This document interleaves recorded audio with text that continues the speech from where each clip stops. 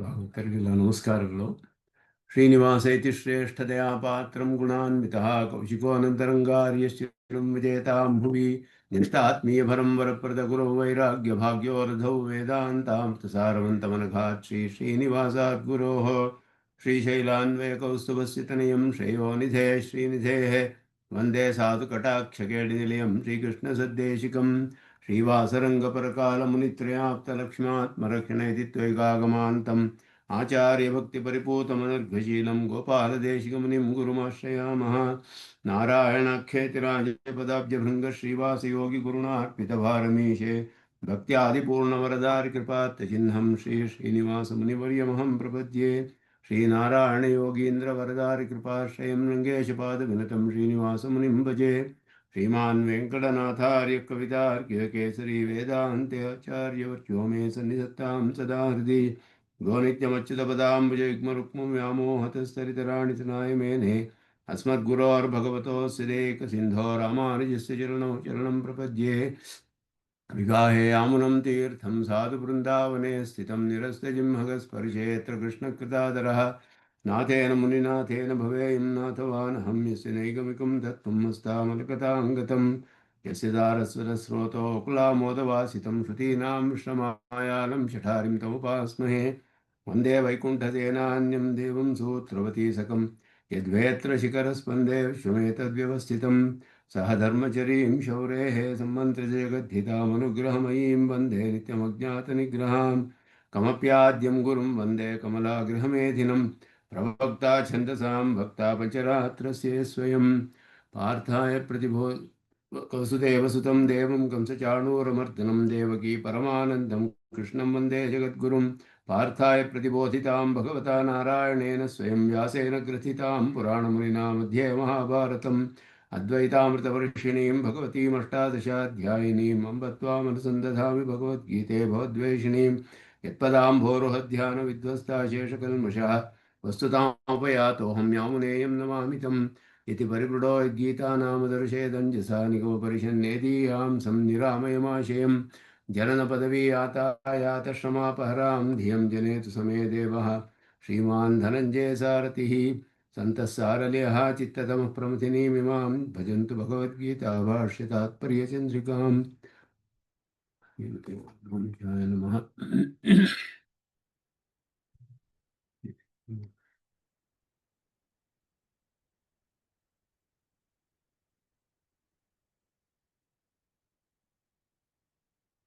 ಆರನೇ ಅಧ್ಯಾಯದಲ್ಲಿ 15ನೆಯ ಶ್ಲೋಕವನ್ನು ನೋಡಿದ್ವಿ. ಯುಂಜನ್ನೇವಂ ಸದಾತ್ಮಾನಂ ಯೋಗಿ ನಿಯತಮಾನಸಃ ಶಾಂತಿಂ ನಿರ್ವಾಣ ಪರಮಾಂ ಮತ್ಸಂಸ್ಥಾಮಧಿಗಚ್ಚತಿ ಅಂತ ಹೇಳ್ಬಿಟ್ಟು, ಯುಂಜನ್ನೇವಂ ಮದಾತ್ಮಾನಂ ಸದಾತ್ಮಾನಂ ಯೋಗಿ ನಿಯತಮಾನಸಃ, ಮನಸ್ಸನ್ನು ಚೆನ್ನಾಗಿ ನಿಯಮಿಸಿಕೊಂಡವನಾಗಿ ಯೋಗವನ್ನು ಹೀಗೆ ನನ್ನಲ್ಲಿ ಧ್ಯಾನವನ್ನು ಮಾಡ್ತಾ ಅಂತ ಹೇಳುವಂತಹ ಶ್ಲೋಕ. ಇದರಲ್ಲಿ ವ್ಯಾಖ್ಯಾನದಲ್ಲಿ ಅದನ್ನು ಓದಿದ್ವಿ ಹಿಂದೆ. ಏವಂ ಮಯಿ ಪರಸ್ಮಿನ್ ಬ್ರಹ್ಮಣಿ ಪುರುಷೋತ್ತಮೆ ಮನಸಃ ಶುಭಾಶ್ರಯೇ ಸದಾ ಆತ್ಮಾನಂ ಮನಃ ಯುಂಜನ್. ಆತ್ಮಾನಂ ಅಂದರೆ ಮನಸ್ಸು ಅನ್ನೋ ಅರ್ಥವನ್ನು ಮಾಡಿ, ಮನಸ್ಸನ್ನು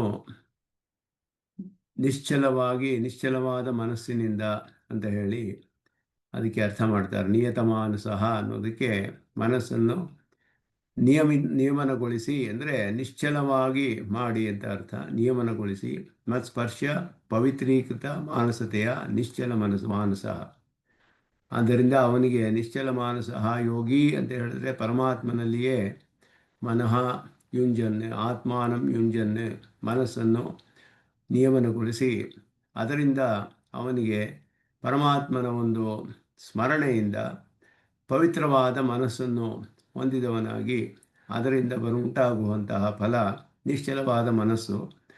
ಈ ರೀತಿಯಾದ ಮನಸ್ಸನ್ನು ಪಡೆದುಕೊಂಡು ಮಾಮೇವ ಚಿಂತೆಯನ್ ಮತ್ಸಂಸ್ಥಾಂ ನಿರ್ವಾಣ ಪರಮಾಂ ಶಾಂತಿಮಧಿಗಚ್ಚತಿ, ನನ್ನನ್ನೇ ಚಿಂತನೆ ಮಾಡುತ್ತಾ ನನ್ನ ದಿವ್ಯಮಗಳ ವಿಗ್ರಹವನ್ನು ಮತ್ಸಂಸ್ಥಾಂ ನಿರ್ವಾಣ ಪರಮಾಂ ಶಾಂತಿಂ ಅಧಿಗಚ್ಚತಿ, ನಿರ್ವಾಣ ಪರಮಾಂ ಅಂತ ಹೇಳಿದ್ರೆ ಪರ ಶಬ್ದಕ್ಕೆ ಶ್ರೇಷ್ಠವಾದದ್ದು ಅಂತ ಅರ್ಥ ಮಾಡಿ, ಕಾಷ್ಠೆ ಅದರ ಒಂದು ಎಲ್ಲೇ ನಿರ್ವಾಣ ಅಂತ ಹೇಳಿದ್ರೆ ಶಾಂತಿ ಅನ್ನುವ ಅರ್ಥವನ್ನು ಮಾಡಿದ್ರು. ನಿರ್ವಾಣ ಕಾಷ್ಠಾರೂಪಾಂ ಅಂತ ಹೇಳಿ ಮತ್ ಸಂಸ್ಥಾಂ ಮೈ ಸಂಸ್ಥಿತಾಂ ಶಾಂತಿ ಅಧಿಗಚ್ಚತಿ, ಶಾಂತಿಯನ್ನು ಪಡಿಸ್ಕೊಳ್ತಾನೆ. ಅದು ಆನಂದದ ಶಾಂತಿಯ ಒಂದು ಕಾಷ್ಠೆ ಅಂತ ಹೇಳಲ್ಪಡುತ್ತೆ. ಪರಮಾತ್ಮನ ಧ್ಯಾನವೂ ಕೂಡ ಒಂದು ಉಪಕರಣ ಅಂತ ಹೇಳಿ ಅದರ ವಿಷಯವನ್ನು ಹೇಳಿದ್ರು. ಈ ಶ್ಲೋಕದಲ್ಲಿ ಹೇಳಲ್ಪಟ್ಟಿತು ಅಂತ ಹೇಳಿ, ಜೀವಾತ್ಮ ಯೋಗ ಪ್ರಕರಣೆ ಮಚ್ಚಿತ್ತೋ ಮತ್ಪರಹ ಇತಿ ಪರಮಾತ್ಮ ಚಿಂತನಂ ಅಂತ ಹೇಳುವಾಗ, ಪರಮಾತ್ಮನ ಚಿಂತನೆ ಯಾಕೆ ಮಾಡಬೇಕು ಅಂತ ಹೇಳಿದ್ರೆ ಅದು ಕೂಡ ಒಂದು ಉಪಕರಣ ಅಂತ ಹೇಳಿ, ಏವಮಿತಿ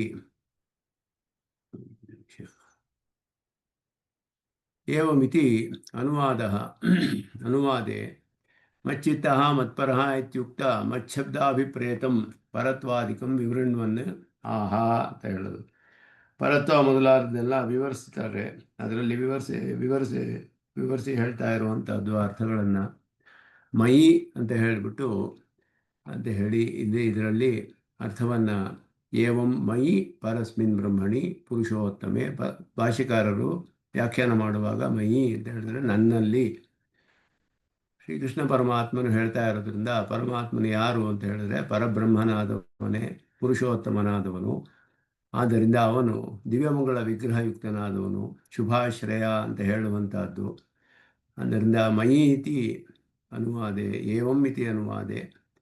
ಏವಂ ಅಂತ ಹೇಳಿದ್ರೆ ಈ ರೀತಿಯಲ್ಲಿ ಅಂದರೆ ಯಾವ ರೀತಿಯ, ಮೊದಲೇ ಹೇಳಿದ ರೀತಿಯಲ್ಲಿ ಅಂತ ಅರ್ಥ. ಅನುವಾದ ಇದು. ಏವಂ ಅಂತ ಹೇಳಿದ್ರೆ ಹಿಂದೆ ಹೇಳಿದ ರೀತಿಯಲ್ಲಿ ಅಂತ ಹೇಳಿದ್ರೆ ಮಚ್ಚಿತ್ತಃ ಮತ್ಪರಃ ಅಂತ ಹಿಂದೆ ಹೇಳಿದಂತಹ ಆ ಒಂದು ರೀತಿಯಲ್ಲಿ ಪರತ್ವಾದಿಕಂ ವಿವೃಣ್ವನ್, ಪರತ್ವವನ್ನು ವಿವರಿಸುತ್ತಾ ಹೇಳ್ತಾರೆ. ಪರಸ್ಮಿನ್ ಬ್ರಹ್ಮಣಿ ಪುರುಷೋತ್ತಮೆ, ಪರಬ್ರಹ್ಮ ಅಂತ ಹೇಳಿರೋದ್ರಿಂದ ಜಗತ್ಕಾರಣನಾದವನು, ಸರ್ವಕಾರಣತ್ವೇನ ಸರ್ವಾತ್ಮತ್ವಾದಿಕಂ ವಿವಕ್ಷಿತಂ, ಸರ್ವಾತ್ಮನಾದವನು ಪರಬ್ರಹ್ಮ ಶಬ್ದ ಅದು ಮಯಿ ಅನ್ನೋದರಲ್ಲಿ ಆ ಅರ್ಥಗಳೆಲ್ಲ ನಮಗೆ ತಿಳಿಯುತ್ತೆ. ತಥಾತ್ವೇಪಿ ಸಮಸ್ತ ವೈಲಕ್ಷಣ್ಯೇನ ತದ್ಗತ ದೋಷ ಅಸಂಸ್ಪರ್ಶ ದೇವತಾ ವಿಶೇಷ ನಿಷ್ಕರ್ಷಶ್ಚ ಪುರುಷೋತ್ತಮ ಶಬ್ದಾಭಿಪ್ರೇತಃ. ಜಗತ್ಕಾರಣನಾಗಿದ್ದರೆ ಅವನಿಗೆ ದೋಷ ಬರುವ ಸಂಭವವಿದೆಯೇ ಅಂತ ಹೇಳಿದ್ರೆ, ಉಪಾದಾನ ಕಾರಣಕ್ಕೆ ಯಾವಾಗಲೂ ಪರಿಣಾಮ ಹೊಂದಿದರೆ ದೋಷವಾಗುತ್ತಲ್ಲ. ಪರಮಾತ್ಮನ ಉಪಾದಾನ ಕಾರಣ ಅಂದರೆ ಅವನಿಗೆ ದೋಷ ಉಂಟಾಗುತ್ತೆಯೇ ಅಂತ ಹೇಳಿದ್ರೆ, ಹಾಗೆಯೇ ಎಲ್ಲರಿಗೂ ಆತ್ಮನಾಗಿದ್ದರೆ ಎಲ್ಲ ಪದಾರ್ಥಗಳಲ್ಲಿಯೂ ಅವನು ಇದ್ದರೆ, ಪದಾರ್ಥಗಳ ಒಂದು ಅಂತರ್ಯಾಮಿಯಾಗಿ ಆತ್ಮನಾಗಿ ಇದ್ದರೆ ಪದಾರ್ಥಗಳೆಲ್ಲ ದೋಷಯುಕ್ತವಾಗಿದ್ದರೆ ಅವನಿಗೂ ದೋಷ ಬರುತ್ತೆಯೇ? ಈ ಸಂದೇಹಗಳನ್ನೆಲ್ಲ ಪರಿಹಾರ ಮಾಡೋದಕ್ಕೋಸ್ಕರ ಎಲ್ಲರಿಗಿಂತಲೂ ವಿಲಕ್ಷಣನಾದವನು ಪರಮಾತ್ಮ. ಆಯಾ ಪದಾರ್ಥಗಳಲ್ಲಿ ಯಾವ ದಶೆಯಲ್ಲಿ ಇದ್ದರೂ ಕೂಡ ಯಾವ ದೋಷಗಳಿರುತ್ತೋ ಯಾವುದರಿಂದಲೂ ಕೂಡ ಅವನಿಗೆ ಸ್ಪರ್ಶವಿಲ್ಲದವನು, ತತ್ಗತ ದೋಷ ಅಸಂಸ್ಪರ್ಶ. ಹಾಗೆಯೇ ಆ ದೇವತೆ ಯಾರು ಅನ್ನೋದನ್ನು ನಿಷ್ಕರ್ಷೆ ಮಾಡಿ, ದೇವತಾ ವಿಶೇಷ ನಿಷ್ಕರ್ಷಶ್ಚ ಪುರುಷೋತ್ತಮ ಶಬ್ದಾಭಿಪ್ರೇತಃ, ಪುರುಷೋತ್ತಮ ಶಬ್ದದಿಂದ ದೇವತಾ ವಿಶೇಷವೂ ಕೂಡ ಹೇಳಲ್ಪಡುತ್ತೆ. ಅಂದ ಮಯಿ ಅಂತ ಹೇಳುವ ಒಂದು ಶಬ್ದದಲ್ಲಿ ಇಷ್ಟು ಅರ್ಥಗಳು ನಮಗೆ ತಿಳಿಯುತ್ತೆ. ಮಯಿ ಅಂತ ಹೇಳಿದಾಗ ಯುಂಜನ್ನೇವಂ ಸದಾತ್ಮಾನಂ ಯೋಗಿ ನಿಯತಮಾನಸಃ ಶಾಂತಿಂ ನಿರ್ವಾಣ ಪರಮಾಂ ಮತ್ಸಂಸ್ಥಾಂ ಅಧಿಗಚ್ಚತಿ ಅಂತ ಹೇಳಿದಾಗ, ಈ ರೀತಿ ಮಾಡಿದಾಗ ಅಂತ ಹೇಳಿದಾಗ ಯಾವ ಈ ಯೋಗ ಅಂತ ಹೇಳಿದ್ರೆ ಸಂಬಂಧವನ್ನು ತಿಳಿಸುತ್ತೆ. ಯುಂಜನ್ ಅಂತ ಹೇಳಿದಾಗ ಯೋಗವಂದರೆ ಸಂಬಂಧ ಅಂತ ಹೇಳಿದ್ರೆ ಪರಮಾತ್ಮನೊಡನೆ ಸಂಬಂಧ. ಪರಮಾತ್ಮನು ಯಾರು ಅಂದರೆ ಪರಬ್ರಹ್ಮನಾದ ಪುರುಷೋತ್ತಮನಾದ ಪರಮಾತ್ಮನಲ್ಲಿ ಮನಸ್ಸಿಗೆ ಶುಭಾಶ್ರಯನಾದವನು. ಆದ್ದರಿಂದ ಉಕ್ತಾಕಾರ ವಿಶಿಷ್ಟತ್ವಾಚ ಮನಸಃ ಶುಭಾಶ್ರಯತ್ವಂ. ಪರಬ್ರಹ್ಮನೂ ಆಗಿ ಸಕಲ ಜಗತ್ಕಾರಣನಾಗಿ ಸರ್ವಾತ್ಮಕತ್ವವನ್ನು ಹೊಂದಿರುವ ಪರಮಾತ್ಮನು ಪುರುಷೋತ್ತಮ ಶಬ್ದದಿಂದ ಹೇಳಲ್ಪಡುವಂತಹವನು. ಅವನು ಸಕಲೇತರ ವಿಲಕ್ಷಣನಾಗಿ ದೋಷದೂರನಾದವನು, ಮನಸ್ಸಿಗೆ ಶುಭಾಶ್ರಯನು ಅಂತ ಹೇಳಲ್ಪಡುತ್ತೆ. ಏತೇನ ಶುಭಾಶ್ರಯತ್ವಂ ಪ್ರಕರಣಾಂತರೋಕ್ತ ದಿವ್ಯಮಂಗಳ ವಿಗ್ರಹ ವಿಶಿಷ್ಟತ್ವಮಪಿ ಅಭಿಪ್ರೇತಂ. ದಿವ್ಯಮಂಗಳ ವಿಗ್ರಹವು ಒಂದು ಬೇರೆ ಪ್ರಕರಣಗಳಲ್ಲಿ ಹೇಳಿರುವಂತಹ ಅದು ಶುಭಾಶ್ರಯತ್ವ ಅಂತ ಹೇಳಿದ ಮೇಲೆ ದಿವ್ಯಮಂಗಳ ವಿಗ್ರಹವಿದೆ ಅನ್ನೋದು ಅವನಿಗೆ ಉಪನಿಷತ್ತುಗಳಲ್ಲಿ ಪ್ರಸಿದ್ಧವಾಗಿ ಹೇಳಲ್ಪಟ್ಟಿದೆ.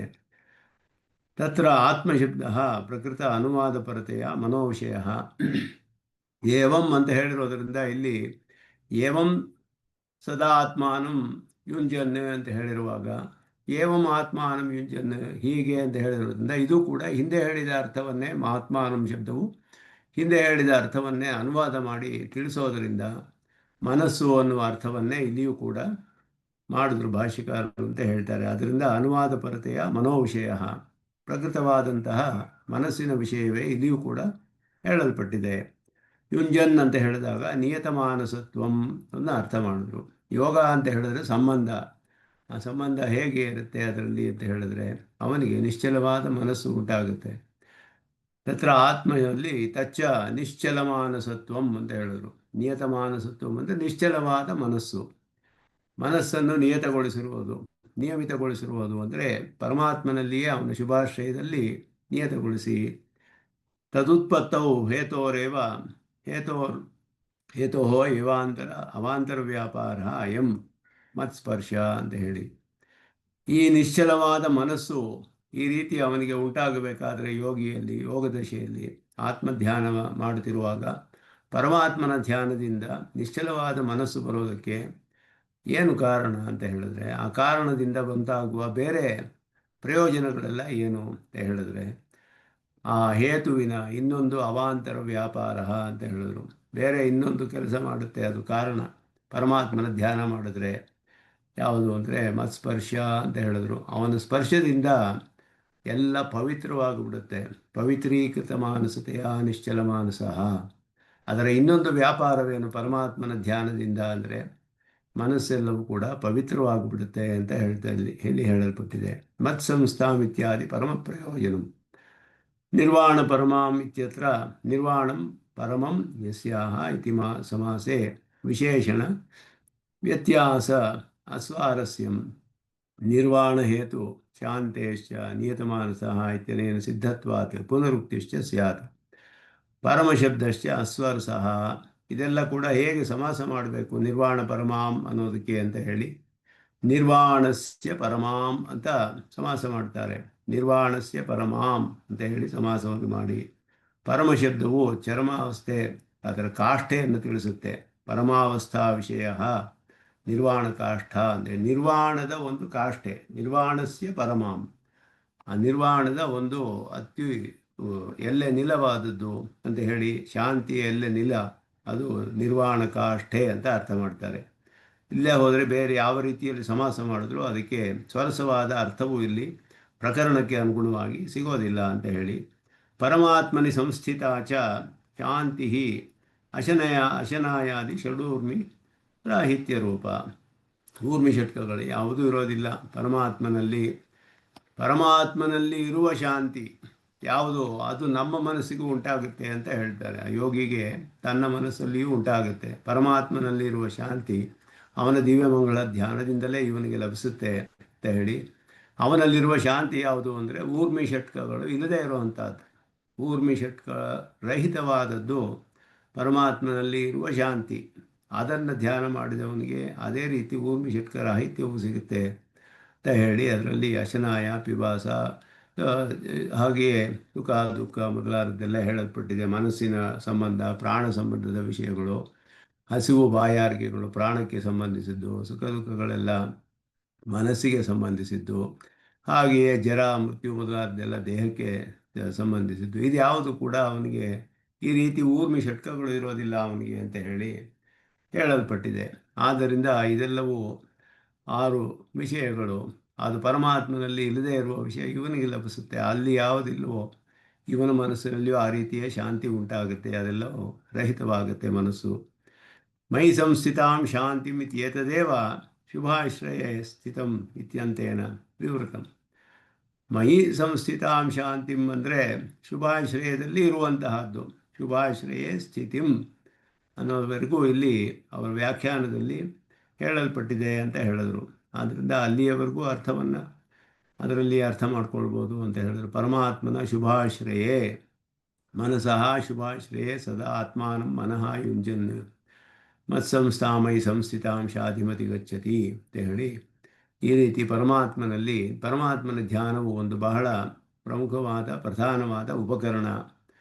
ಯೋಗಿಗೆ ಅಂತ ಹೇಳಿ, ಕರ್ಮಯೋಗಿಗೆ ಆ ಒಂದು ದಶೆಯನ್ನು ಹೊಂದಿದಾಗ ಪ್ರಧಾನವಾದ ಉಪಕರಣವಾಗುತ್ತೆ ಅನ್ನೋದು ಹೇಳಲ್ಪಟ್ಟಿದೆ. ಪರಮಾತ್ಮನ ಧ್ಯಾನ ಮಾಡಿ ಅವನು ಆತ್ಮಧ್ಯಾನವನ್ನು ಮಾಡ್ತಾನೆ. ಆ ಪರಮಾತ್ಮ ಧ್ಯಾನವು ಅವನಿಗೆ ಮನಸ್ಸಿನಲ್ಲಿ ಒಂದು ಶಾಂತಿಯನ್ನು ಉಂಟು ಮಾಡುತ್ತೆ ಅಂತ ಹೇಳುವಂಥ ಶ್ಲೋಕ ಇದು. ಏವಂ ಆತ್ಮಯೋಗಂ ಆರಂಭ ಮಾನಸ್ಯ, ಇದು ಆರಂಭ ಮಾಡ್ತಾ ಇರುವವನಿಗೆ ಆರಂಭ ದಶೆಯಲ್ಲಿ ಹೇಳ್ತಾ ಇರೋದು. ಮನೋನೈರ್ಮಲ್ಯ ಹೇತುಭೂತಾಂ ಮನಸಃ ಭಗವತಿ ಶುಭಾಶ್ರಯೇ ಸ್ಥಿತಿಂ ಅಭಿಧಾಯ ಅನ್ಯದಪಿ ಯೋಗೋಪಕರಣ ಮಾಹ. ಇದೇ ಇಲ್ಲಿ ವ್ಯಾಖ್ಯಾನದಲ್ಲಿ ದೇಶಿಕರು ಹೇಳಿದ್ದು ಮೈ ಸಂಸ್ಥಿತಾಂ ಶಾಂತಿಂ ಅನ್ನೋದೇ ಶುಭಾಶ್ರಯೇ ಸ್ಥಿತಿಂ ಇತ್ಯಂತೇನ ಅಂತ ಹೇಳಿದ್ರು. ನನ್ನಲ್ಲಿ ಇರುವ ಶಾಂತಿಯನ್ನು ಪಡೆದುಕೊಳ್ತಾನೆ ಅಂತ ಹೇಳಿದ್ರೆ ಯಾವುದು ಅದು ಅಂತ ಹೇಳಿದ್ರೆ ಮತ್ಸಂಸ್ಥಿತಾಂ ಶಾಂತಿಮಧಿಗಚ್ಚತಿ, ನಿರ್ವಾಣ ಪರಮಾಂ ಮತ್ಸಂಸ್ಥಿತಾಂ ಶಾಂತಿಮಧಿಗಚ್ಚತಿ ಅಂತ ಹೇಳಿದ್ದು ಯಾರು ಅಂದರೆ ಮನೋನೈರ್ಮಲ್ಯ ಹೇತುಭೂತಾಂ ಮನಸಃ ಭಗವತಿ ಶುಭಾಶ್ರಯೇ ಸ್ಥಿತಿಂ ಅಭಿಧಾಯ.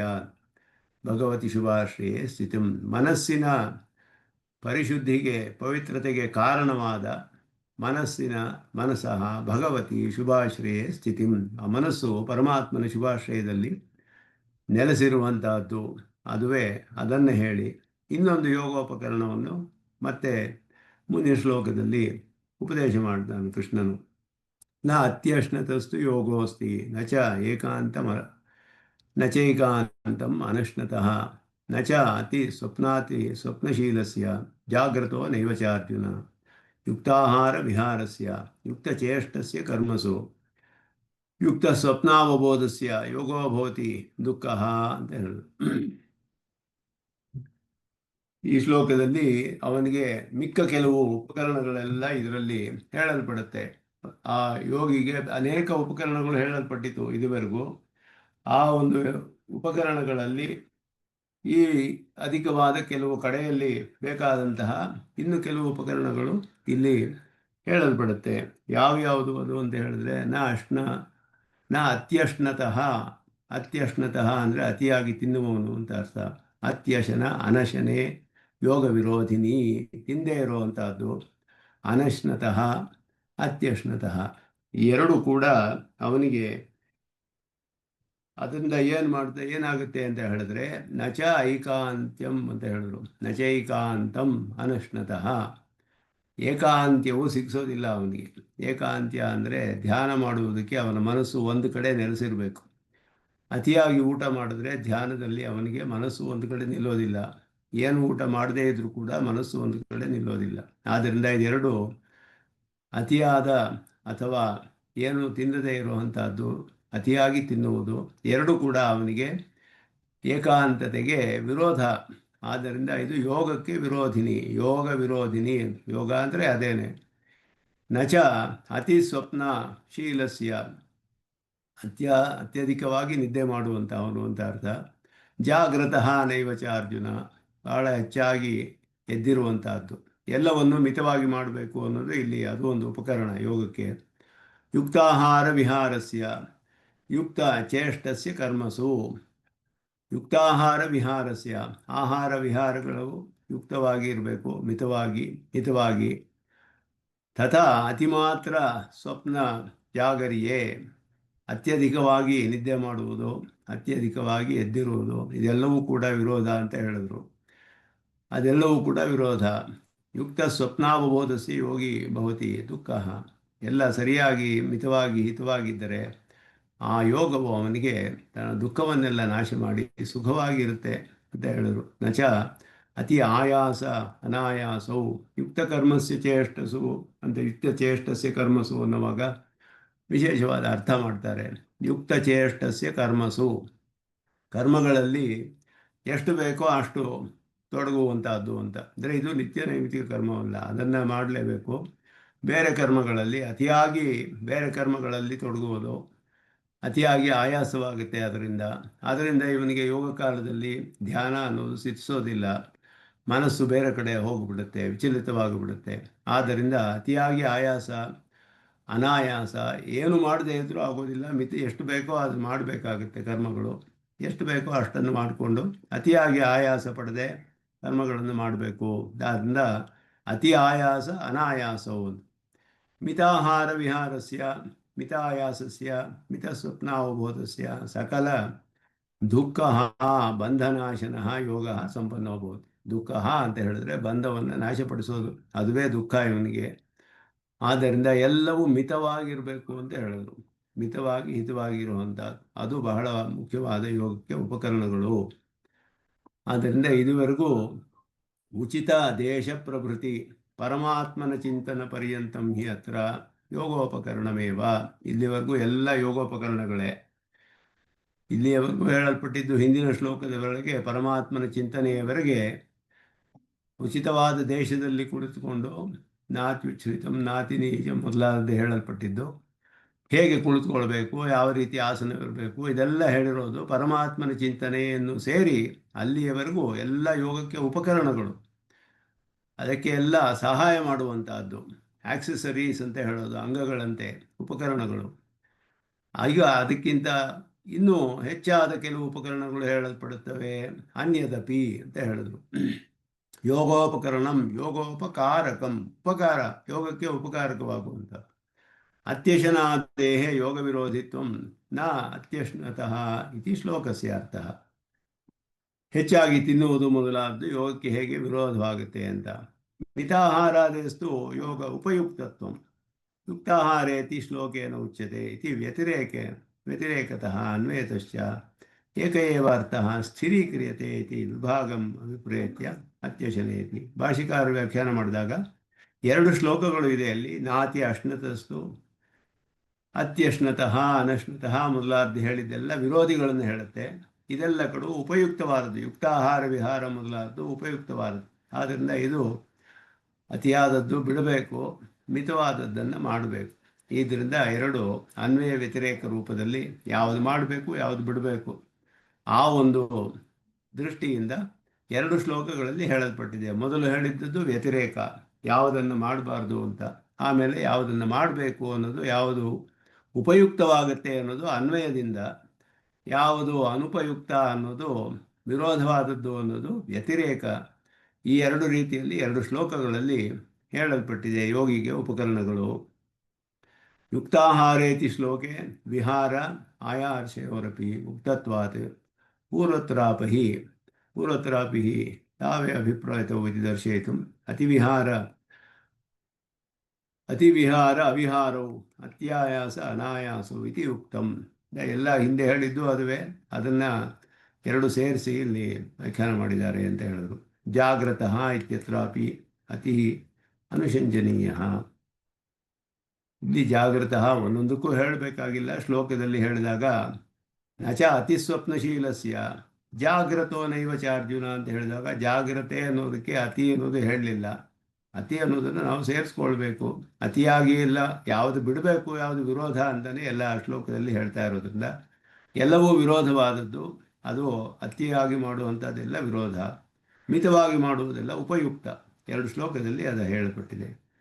ಪೂರ್ವ ಶ್ಲೋಕೋಕ್ತ ಅತಿಶಬ್ದ ಪ್ರತಿಯೋಗಿಕತ್ವಾತ್ ಯುಕ್ತ ಶಬ್ದ ಮಿತಪರಃ ಇತಿ ಅಭಿಪ್ರಾಯಣ ಮಿತಾಹಾರೇ ಇತ್ಯಾದಿ.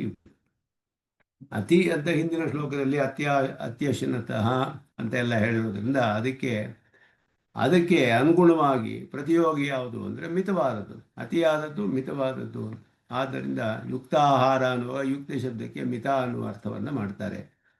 ಅರ್ಥ ಮಾಡುವಾಗ ಭಾಷ್ಯಕಾರರು ಹೇಗೆ ಅದಕ್ಕೆ ಸರಿಯಾಗಿ ಸ್ವರಸವಾಗಿ ಅರ್ಥ ಮಾಡಿದ್ದಾರೆ ಅನ್ನೋದನ್ನು ತಿಳಿಸ್ತಾರೆ. ಅತ್ಯಶ್ನತಃ ಮೊದಲಾರ್ದು ಹೇಳಿ ಅತಿ ಶ್ಲೋಪ್ನಶೀಲಸ್ಯ, ಅದೆಲ್ಲ ಅತಿ ಅಂತ ಹೇಳೋದು ಅಧಿಕವಾಗಿ ಮಾಡುವಂಥದ್ದು. ಈ ಕೆಳಗಡೆ ಶ್ಲೋಕದಲ್ಲಿ ಯುಕ್ತ ಅನ್ನುವ ಶಬ್ದ ಉಪಯೋಗಿಸಲ್ಪಟ್ಟಿದೆ. ಯುಕ್ತ ಆಹಾರ, ಯುಕ್ತ ಚೇಷ್ಟಸ್ಯ, ಯುಕ್ತ ಸ್ವಪ್ನ. ಯುಕ್ತ ಶಬ್ದಕ್ಕೆ ಅತಿಗೆ ಪ್ರತಿಯೋಗಿಕವಾದದ್ದು ಯಾವುದು ಅಂದರೆ ಮಿತ ಅಂತ. ಆದ್ದರಿಂದ ಮಿತವಾಗಿ ಮಾಡಬೇಕಾದ್ದು ಅನ್ನುವ ಅರ್ಥವನ್ನು ಮಾಡಿದ್ದಾರೆ. ಶಬ್ದಗಳಲ್ಲಿ ಪ್ರಯೋಗ ಮಾಡುವಾಗ ಸ್ವರಸವಾದ ಅರ್ಥ ಬರುವ ಹಾಗೆ ಪ್ರಯೋಗ ಮಾಡಿದ್ದಾರೆ ಅನ್ನೋದನ್ನು ತೋರಿಸ್ತಾರೆ. ಅದು ಶ್ರುತಿ ಪ್ರಮಾಣವನ್ನು ತೋರಿಸ್ತಾರೆ. ಇಲ್ಲಿ ಇದು ಬರುವಂತಹದ್ದು ಯತಪಥ ಬ್ರಾಹ್ಮಣದಲ್ಲಿ ಬರುವಂತಹದ್ದು ಶ್ರೂಯತೆ ಹಿ ಅಂತ ಹೇಳಿ. ಶ್ಲೋಕವು ಸ್ವಲ್ಪ ಅಲ್ಲಿ ಶ್ರುತಿಯಲ್ಲಿ ಸ್ವಲ್ಪ ಯಧ್ಯಾತ್ಮಸಂಹಿತಮನ್ನಂ ತದವತಿ ತನ್ನ ಹಿನಸ್ತಿ, ಯದು ಹವಾ ಆತ್ಮಸಂಹಿತಂ ಅಂತ ಪಾಠ ಶ್ರುತಿಯಲ್ಲಿದೆ. ಯದು ಹವಾ ಆತ್ಮಸಂಹಿತಂ ಅನ್ನಂ ತದವತಿ ತನ್ನ ಹಿನಸ್ತಿ. ಯದ್ಭೂಯೋ ಹಿನಸ್ತಿ ತದ್ಯತ್ ಕನಿಯೋ ಅನ್ನಂ ನ ತದವತಿ ಅಂತ ಪಾಠ ಇರುವಂಥದ್ದು. ಅಲ್ಲಿಯೂ ಇದೆ, ಭೂಯೋ ಹಿನಸ್ತಿ ಅಂತಲೂ ಇದೆ ಮಧ್ಯದಲ್ಲಿ. ಅಂತ ಹೇಳಿದ್ರೆ ಅವತಿ ಅನ್ನೋದು ಅವಶಬ್ದವು, ಅವ ಅನ್ನುವ ಧಾತು 18 ಅರ್ಥಗಳಲ್ಲಿ ಬರುತ್ತೆ. ಅವಶಬ್ದ ಅಷ್ಟಾದಶ ಅರ್ಥಗಳಲ್ಲಿ ಬರುವಂತಹ ಧಾತು ಅದು ಅವಶಬ್ದ. ರಕ್ಷಣೆ ಮೊದಲಾದ ಅರ್ಥಗಳಲ್ಲಿ ಅವ ರಕ್ಷಣೆಯಿಂದ ಆರಂಭಿಸಿ ಎಲ್ಲ ಅನೇಕ ಅರ್ಥಗಳಲ್ಲಿ ಬರುತ್ತೆ. ಇಲ್ಲಿ ತಿನ್ನುವುದು ಅನ್ನೋ ಅರ್ಥದಲ್ಲಿ ಬರುತ್ತೆ, ಅದರಲ್ಲಿಯೂ ಅರ್ಥದಲ್ಲಿದೆ ಅದು. ಅನೇಕ 18 ಅರ್ಥಗಳಿದೆ ಅವ ಧಾತುಗೆ. ಅದರಲ್ಲಿ ಇಲ್ಲಿ ಹೇಳುವಾಗ ಆತ್ಮ ಸಂಮಿತಮನ್ನಂ ತತ್ ಅವತಿ, ಮಿತವಾಗಿ ತಿನ್ನುವಂಥ ತನಗೆ ಮಿತವಾದ ಅನ್ನವನ್ನು ಯಾರು ಊಟ ಮಾಡ್ತಾನೋ ಅದು ಅವನನ್ನು ಹಿಂಸೆ ಮಾಡೋದಿಲ್ಲ. ತತ್ ನ ಹಿನಸ್ತಿ, ಹಾಗೆಯೇ ಅನ್ನಂ ತದ್ ಅವತಿ ಇದನ್ನು ಹಿನಸ್ತಿ. ಭೂಯೋ ಹಿನಸ್ತಿ, ಯಾರು ಅಧಿಕವಾಗಿ ತಿನ್ನೋದು ಹಿಂಸೆ ಮಾಡುತ್ತೆ. ತದ್ಯತ್ ಕನೀಯ ನ ತದವತಿ ಅಂತ ಹೇಳ್ದ, ಯಾವುದು ಕಡಿಮೆ ಇದೆಯೋ ಅದು ಅವನಿಗೆ ಹಿಂಸೆ ಮಾಡೋದಿಲ್ಲ ಅಂತ ಹೇಳಿ ಈ ರೀತಿ ಅರ್ಥ ಮಾಡಲ್ಪಟ್ಟಿದೆ. ತುಂಬ ಅತಿಯಾಗಿಯೂ ತಿನ್ನಬಾರ್ದು, ಮಿತವಾಗಿ ತಿನ್ನಬೇಕು ಅನ್ನೋದೇ ಅರ್ಥ ಈ ಶ್ರುತಿಗೆ ಅರ್ಥವನ್ನು. ಅದನ್ನು ಶ್ರುತಿಯ ಅರ್ಥವನ್ನು ತಿಳಿಸ್ತಾರೆ ಯತಪಥ ಬ್ರಾಹ್ಮಣದಲ್ಲಿ ಬರುವಂತಹದ್ದು. ಹಾಗೆಯೇ ಸ್ಮೃತಿಗಳಲ್ಲಿಯೂ ಹೇಳಲ್ಪಟ್ಟಿದೆ, ಉದರಸ್ಯ ಅರ್ಧಮನ್ನಸ್ಯ ತೃತೀಯ ಮುತಕಸ್ಯತು ವಾಯೋ ಸಂಚಲನಾರ್ಥಂತು ಚತುರ್ಥಮ ಅವಶೇಷೇದ್, ಇದು ಪ್ರಸಿದ್ಧವಾಗ ಹೇಳಲ್ಪಟ್ಟಿರುವಂತಹದ್ದು. ನಾವು ಊಟ ಮಾಡುವಾಗ ನಾವು ಅರ್ಧವನ್ನು ನಮ್ಮ ಉದರದಲ್ಲಿ ಅರ್ಧ ಭಾಗವನ್ನು ಅನ್ನದನ್ನ ಅರ್ಧ ಭಾಗದಿಂದ ತುಂಬಿಸ್ಬೇಕು ಅಷ್ಟೇ, ಅರ್ಧ ಹೊಟ್ಟೆ ಊಟ ಮಾಡಬೇಕು. ಹಾಗೆಯೇ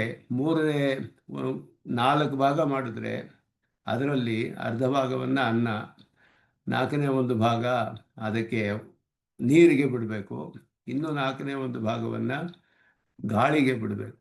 ಹೀಗೆ ಮಾಡಿ 4 ಭಾಗ ಮಾಡಿದಾಗ ಅರ್ಧ ಭಾಗ ಅನ್ನಕ್ಕೆ, ಅದರಲ್ಲಿ 1/4 ಭಾಗ ನೀರು, 1/4 ಭಾಗ ವಾಯುವಿಗೆ ಬಿಡಬೇಕು ಅಂತ ಹೇಳಲ್ಪಟ್ಟಿದೆ. ಇದು ಹೀಗೆ ಇದೆಲ್ಲ ಏನು ತಿಳಿಸುತ್ತೆ ಅಂದರೆ ಮಿತವಾದ ಆಹಾರ ಮುಖ್ಯವಾದದ್ದು ಅನ್ನೋದನ್ನು ತಿಳಿಸುತ್ತೆ. ಅತಃ ನ್ಯೂನಾಧಿಕಾದಿ ಸಮಸ್ತ ದೋಷರಾಹಿತ್ಯಂ ಯುಕ್ತ ಶಬ್ದೇನ ಅಭಿಪ್ರೇತ. ಆದ್ದರಿಂದ ಯುಕ್ತವಾದದ್ದು, ಯುಕ್ತಾಹಾರ ವಿಹಾರ ಅಂತ ಹೇಳಿದಾಗ, ಯುಕ್ತಾಹಾರ ಅಂತ ಹೇಳುವಾಗ ನ್ಯೂನಾಧಿಕಾದಿ ಸಮಸ್ತ ದೋಷ ರಾಹಿತ್ಯಂ, ತುಂಬ ಕಡಿಮೆ ಇರಬಾರ್ದು, ತುಂಬ ಅಧಿಕವಾಗಿಯೂ ಇರಬಾರ್ದು, ಸರಿಯಾಗಿ ಮಿತವಾಗಿರುವ ಆಹಾರವನ್ನು ತೆಗೆದುಕೊಳ್ಬೇಕು ಅನ್ನೋದು ಪ್ರಸಿದ್ಧವಾಗಿ ಎಲ್ಲ ಕಡೆಯೂ ಹೇಳಬೇಕು. ಆದ್ದರಿಂದ ಯಾವುದನ್ನು ತಿನ್ನಬೇಕು ಅಂತ ರಾಮಾಯಣದಲ್ಲಿಯೂ ಅನೇಕ ಕಡೆ ಬರುತ್ತೆ. ಯಾವುದು ತಿನ್ನಬೇಕು ಅಂದರೆ ಜೀರ್ಯತೆ ದನಾಮಯಂ ಅಂತ ಹೇಳಿದೆ. ತದನ್ನಮಪಿ ಭೋಕ್ತವ್ಯಂ ಜೀರ್ಯತೆ ದನಾಮಯಂ ಅಂತ ಅನೇಕ ಕಡೆ ಬರುತ್ತೆ ರಾಮಾಯಣದಲ್ಲಿ, 2-3 ಕಡೆ. ತದನ್ನಮಪಿ ಭೋಕ್ತವ್ಯಂ ಜೀರ್ಯತೆ ಅನಾಮಯಂ, ಚೆನ್ನಾಗಿ ದುಃಖವಿಲ್ಲದೆ ಕಷ್ಟವಿಲ್ಲದೆ ಜೀರ್ಣವಾಗುವಷ್ಟು ಊಟ ಮಾಡಬೇಕು ಅಂತ ಹೇಳಿ. ಇದೆಲ್ಲ ಕೂಡ ಯೋಗಕ್ಕೆ ಬಹಳ ಉಪಯುಕ್ತವಾದ ಒಂದು ಉಪಕರಣ. ದ್ವಂದ್ವಾತ್ ಪೂರ್ವಮಪಿ ಪರಮಿವ ಪ್ರತ್ಯೇಕಮನ್ವೇತಂ. ವಿಹಾರ ಶಬ್ದ ಸಂಚಾರಪರಃ, ತಂದ್ರಿ ಪರಿಹಾರಾರ್ಥ ವಿನೋದ ಪರೋವ ಅಂತ ಹೇಳೋದು. ವಿಹಾರ ಅಂತ ಹೇಳಿದ್ರೆ ಏನು ಅಂದರೆ ಸಂಚರಣೆ, ಹಾಗೆಯೇ ಆಲಸ್ಯವನ್ನು ಪರಿಹಾರ ಮಾಡ್ಕೊಳ್ಳೋಕ್ಕೆ. ಆಲಸ್ಯ ತಂದ್ರಿ ಅಂದರೆ ಆಲಸ್ಯ, ಸೋಮಾರಿತನ ಅಂತ ಹೇಳೋದು. ಅದನ್ನು ಪಡೆದು ಅದನ್ನು ಪರಿಹಾರ ಮಾಡ್ಕೊಳ್ಳೋಕ್ಕೆ ಸ್ವಲ್ಪ ಓಡಾಡಿ ಮಾಡಬೇಕು ಅನ್ನೋದು ಹೇಳಲ್ಪಟ್ಟಿದೆ. ವಿನೋದ ಪರವಾಗಿಯೂ ಅರ್ಥ ಮಾಡ್ಬೋದು ಅಂತ ಹೇಳಿದ್ರು. ಪಾರಿಶೇಷ್ಯಾತ್ ಔಚಿತ್ಯಾಚ ಚೇಷ್ಟಾ ಶಬ್ದಾರ್ಥೋ ಅತ್ರ ಶ್ರಮಹೇತು ಆಯಾಸ. ಮಿಕ್ಕಿ ಅರ್ಥ ಯಾವುದಿದೆ ಇನ್ನು ಮುಕ್ಕು ಹೊಡೆದದ್ದು ಅಂತ ಹೇಳಿದ್ರೆ ಊಟದ ವಿಷಯ ಹೇಳಾಯಿತು, ವಿಹಾರ ಆಯಿತು, ನಿದ್ರೆ ಆಯಿತು, ಆಲಸ್ಯ ಇದೆಲ್ಲ ಹೇಳಿ ಆಯಿತು. ಮಿಕ್ಕಿರುವುದು ಯಾವುದು ಅಂತ ಹೇಳಿದ್ರೆ ಆಯಾಸಪರ. ಆದ್ದರಿಂದ ಚೇಷ್ಟ ಅಂತ ಹೇಳಿದಾಗ ಯುಕ್ತ ಚೇಷ್ಟಸ್ಯ ಕರ್ಮಸು ಅಂತ ಹೇಳಿದವನಿಗೆ ಚೇಷ್ಟಾ ಶಬ್ದಕ್ಕೆ ಆಯಾಸಪರವಾಗಿ ಅರ್ಥ ಮಾಡ್ತಾರೆ. ಶ್ರಮಕ್ಕೆ ಕಾರಣವಾದದ್ದು, ಶ್ರಮವನ್ನು ಪರಿಹಾರ ಮಾಡಿಕೊಳ್ಬೇಕು, ತುಂಬ ಅತಿಯಾಗಿ ಶ್ರಮ ಪಡಬಾರ್ದು. ದುಃಖ ಶಬ್ದ ಅಸಂಕೋಚಾತ್ ಯೋಗ ಸಾಮರ್ಥ್ಯಾಚ ಸಕಲೇತಿ ವಿಶೇಷಿತಂ. ಎಲ್ಲಕ್ಕೂ ಕೂಡ ಎಲ್ಲಿಯೂ ಕೂಡ ಇಲ್ಲಿ ಸಂಕುಚಿತವಾದ ಅರ್ಥವಿಲ್ಲ. ಯೋಗೋ ಭವತಿ ದುಃಖ ಅಂತ ಹೇಳಿದ್ರೆ ಎಲ್ಲಕ್ಕೂ ಕೂಡ ಇದು ವಿಶೇಷಣವಾಗುತ್ತೆ. ತತ್ಫಲಿತಮಾಹ ಬಂಧನಾಶನ ದುಃಖ ಅಂತ ಹೇಳಿದಾಗ ಸಕಲ ದುಃಖಗಳನ್ನು ನಾಶ ಮಾಡುತ್ತೆ ಅಂದರೆ ಬಂಧವನ್ನೇ ನಾಶ ಮಾಡುತ್ತೆ ಅಂತ ಅರ್ಥ ಮಾಡಿದ್ರು. ಏವಂ ವಿಧಸ್ಯ ಯೋಗ ದುಃಖ ಭವತಿ, ಯೋಗಸ್ಯ ಪೂರ್ವ ಸಿದ್ಧತಾ ಭ್ರಮ ಸ್ಯಾತ್ ತದ್ವಿದಾಸಾಯ ಸಂಪನ್ನೋ ಭವತಿ ಇತಿ ಉಕ್ತಂ. ಆದ್ದರಿಂದ ಇದು ಯೋಗಕ್ಕೆ ಮೊದಲೇ ಯೋಗ ಇದ್ದುಬಿಟ್ರೆ, ಯೋಗವು ಮೊದಲೇ ಇದ್ದು ಆಮೇಲೆ ಇದನ್ನೆಲ್ಲ ಮಾಡಿದ್ರೆ ಯೋಗವು ಇದಕ್ಕೆ ಯೋಗಕ್ಕೆ ಪೂರ್ವ ಸಿದ್ಧತೆ ಅಂತ ಹೇಳಿದ್ರೆ ಮೊದಲಿದೆಲ್ಲ ಮಾಡಿ ಆಮೇಲೆ ಯೋಗ ಮಾಡಬೇಕೆ ಅಂತ ಹೇಳಿದ್ರೆ, ಇದೆಲ್ಲ ಮಾಡಿಕೊಂಡು ಯೋಗವನ್ನು ಮಾಡ್ತಾ ಇರಬೇಕು. ಈಗ ಮಾಡ್ತಾ ಇದ್ದರೆ ಯೋಗವು ಸ ಚೆನ್ನಾಗಿ ಮುಕ್ತಾಯವಾಗುತ್ತೆ, ಫಲವು ಸಿದ್ಧಿಸುತ್ತೆ ಅಂತ ಹೇಳೋದ್ರಿಂದ ಸಂಪನ್ನೋ ಭವತಿ. ಆದ್ದರಿಂದ ಇದು ಮಾಡಿಕೊಂಡು ಯೋಗ ಮಾಡ್ತಿರುವಾಗ ಇದೆಲ್ಲವನ್ನು ಕೂಡ ಉಪಕಾರಕ ಅದನ್ನು ಮಾಡಿಕೊಂಡು ಯೋಗ ಮಾಡ್ತಾ ಇರಬೇಕು. ಆದ್ದರಿಂದ ಇದೆಲ್ಲ ಮಾಡಿಬಿಟ್ಟು ಆಮೇಲೆ ಯೋಗವನ್ನು ಆರಂಭಿಸಬೇಕು ಅನ್ನೋದು ಅರ್ಥವಲ್ಲ ಅನ್ನೋದು ತಿಳಿಸ್ತಾರೆ. ಇದೆಲ್ಲ ಯೋಗದಲ್ಲಿ, ಇದು ಅನುಷ್ಠಾನದಲ್ಲಿ ಬೇಕಾದ ವಿಷಯಗಳು, ಮುಖ್ಯವಾದ ವಿಷಯಗಳು. ಸ್ವಾಮಿ ದೇಶಿಕನಲ್ಲಿ ತಾತ್ಪರ್ಯ ಚಂದ್ರಿಕೆಯಲ್ಲಿ ಸ್ಪಷ್ಟಪಡಿಸ್ತಾರೆ ಅನೇಕ ವಿಷಯಗಳನ್ನು. ಶ್ಲೋಕದಲ್ಲಿ ಅಷ್ಟು ಸ್ಪಷ್ಟವಾಗಿ ಅದೆಲ್ಲ ತಿಳಿಯೋದಿಲ್ಲ, ಅದನ್ನು ತಾತ್ಪರ್ಯ ಚಂದ್ರಿಕೆಯಲ್ಲಿ ಸ್ಪಷ್ಟಗೊಳಿಸ್ತಾರೆ. ಆದ್ದರಿಂದ ವ್ಯಾಖ್ಯಾನದಲ್ಲಿ ಭಾಷ್ಯಕಾರರು ಕೂಡ ಅರ್ಥಗಳನ್ನು ತಿಳಿಸಿರೋದು ವಿವರವಾಗಿ ಸ್ಪಷ್ಟಪಡಿಸ್ತಾರೆ ಸ್ವಾಮಿ ದೇಶಿಕನು. ಅದರಿಂದ ಇದು ಅದರಲ್ಲಿ ಆ ಶ್ಲೋಕಗಳು ಹೇಳಿ ಆದಮೇಲೆ, ಯದಾ ವಿನಿಯತಂ ಚಿತ್ತಂ ಆತ್ಮನ್ಯೇವಾವತಿಷ್ಠತೆ ನಿಸ್ಪೃಹಃ ಸರ್ವಕಾಮೇಭ್ಯೋ ಯುಕ್ತ ಇತ್ಯುಚ್ಯತೆ ತದಾ ಯುಕ್ತಃ ಇತ್ಯುಚ್ಯತೆ ತದಾ. ಯುಕ್ತಃ ಅಂದರೆ ಯೋಗ ಸಿದ್ಧಿ ಆಗೋಯ್ತು ಅಂತ ಅರ್ಥವಲ್ಲ, ಅರ್ಹಾರ್ಥದಲ್ಲಿ ತಪ್ರತ್ಯಯ ಅಂದರೆ ಯೋಗಕ್ಕೆ ಅರ್ಹನಾಗ್ತಾನೆ ಅಂತ ಅರ್ಥ. ಯದಾ ವಿನಿಯತಂ ಚಿತ್ತಂ ಆತ್ಮನ್ಯೇವ ಅವತಿಷ್ಠತೆ. ವಿನಿಯತಂ ಅಂದರೆ ಚೆನ್ನಾಗಿ ನಿಯಮನ ಮಾಡಲ್ಪಟ್ಟದ್ದು, ವಿಶೇಷವಾಗಿ ನಿಯಮನ ಮಾಡಲ್ಪಟ್ಟದ್ದು, ಅದು ಆತ್ಮನ್ಯೇವ ಅವತಿಷ್ಠತೆ. ನಿಸ್ಪೃಹ, ಯಾವುದರಲ್ಲಿಯೂ ಆಸೆ ಇರೋದಿಲ್ಲ ಬೇರೆ ವಿಷಯಗಳಲ್ಲಿ. ಸರ್ವಕಾಮೇಭ್ಯ ನಿಸ್ಪೃಹ ಯುಕ್ತ ಇತ್ಯುಚ್ಯತೆ ತದಾ. ಯದಾ ಪ್ರಯೋಜನ ವಿಷಯಂ ಚಿತ್ತಂ ಆತ್ಮನ್ಯೇವ ವಿನಿಯತಂ.